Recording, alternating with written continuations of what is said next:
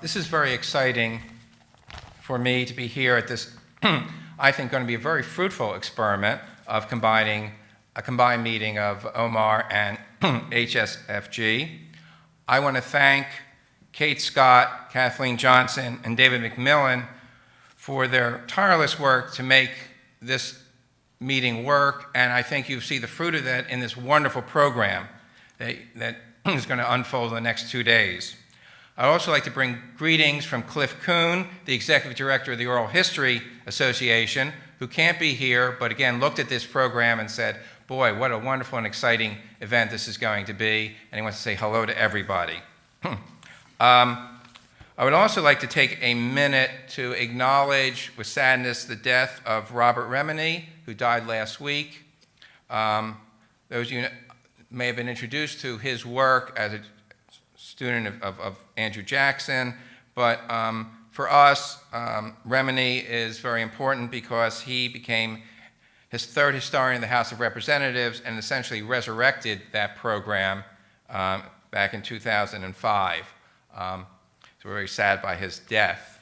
But my main task here today is to introduce the Trask lecturer.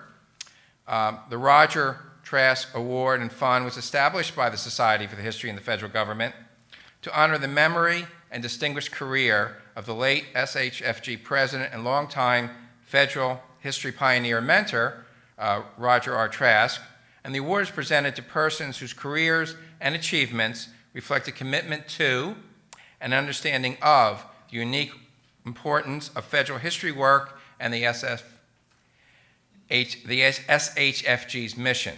Excuse me. Today's Trask lecturer is truly a worthy successor of Roger Trask.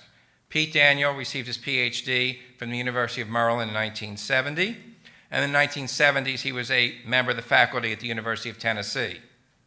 But in 1982, he became a curator at the National Museum of American History at the Smithsonian, where he worked until retiring in 2009. He is a scholar.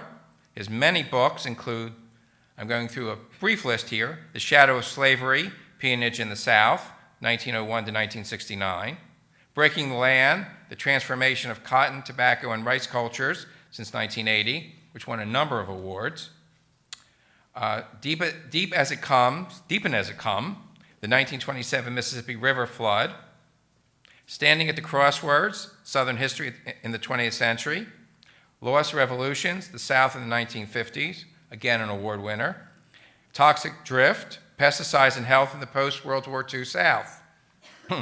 And just showing that retirement does not lead to the end of scholarship, his most recent publication has just come out, Dispossession, Discrimination Against African American Farmers in the Age of Civil Rights.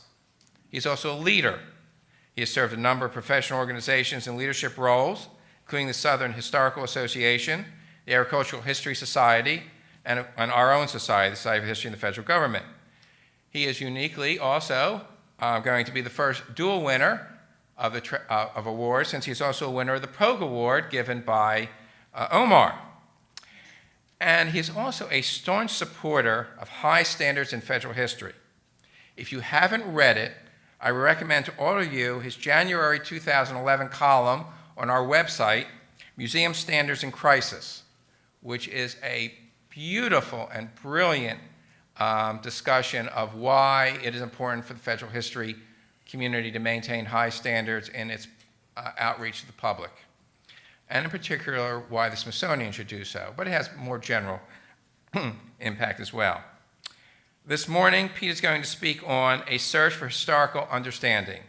I want to present to you the recipient of the 2013 Trask Award, Pete Daniel.